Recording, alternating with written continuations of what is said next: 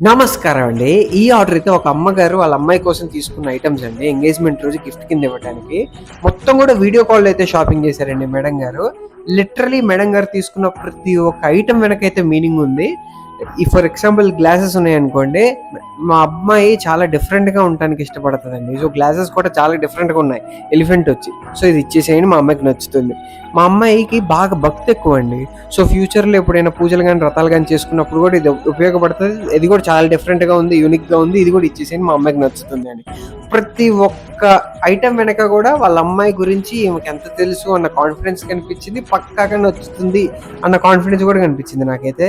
Literally ఆ madam గారితో ఒక 15 మినిట్స్ వీడియో కాల్ చేసి మాట్లాడాక వాళ్ళ అమ్మాయి గురించి నాకు కూడా ఎంతో కొంత బాగానే తెలుసులే అన్నట్టయితే అనిపించింది. అంత హెవీగా అయితే చెప్పారు. మేడం గారి బిల్ అయితే టోటల్‌గా 4,20,000 అయితే దాదాపుగా అయింది. మేడం గారు పంపించేసేయండి, నేను జాగ్రత్తగా పంపించేస్తాను, మీకు ప్రాబ్లం ఏం లేదన్నాను. కానీ కట్ చేస్తే తెల్లారైతే వాళ్ళ ఎంప్లాయీ అయితే మన షాప్ దగ్గరికి అయితే వచ్చున్నారు డబ్బులు తీసుకొని. లిటరల్లీ మేడం గారితో ఒకటే మాట అన్నారు, ఎందుకో తెలియదండి మీ వీడియోస్ చూస్తూ ఉంటాను, నాకు మీ దగ్గరే తీసుకోవాలనిపిస్తుంది, అందుకనైతే పంపించాను అన్నారు. సో ఇంత ప్రేమ మనకు చూపించారు కదా మేడం గారు. సో మనం కూడా తిరిగి చూపించాలి కదా ఎంతో కొంత.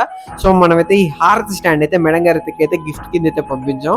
నాకు ఫైనల్గా అయితే ఒకటి అర్థమైంది, మేడం గారికి ప్రేమ కేవలం వాళ్ళ అమ్మాయి మీదే కాదు, ఎవరి మీదైనా అంతే ఉంటుంది. Thank you so much Hema గారు, మనీ నమ్మి ఇంత పెద్ద ఆర్డర్ ఇచ్చినందుకు. ఫైనల్గా సిల్వర్ అంటే గుర్రం సిల్వర్ ప్యాలెస్.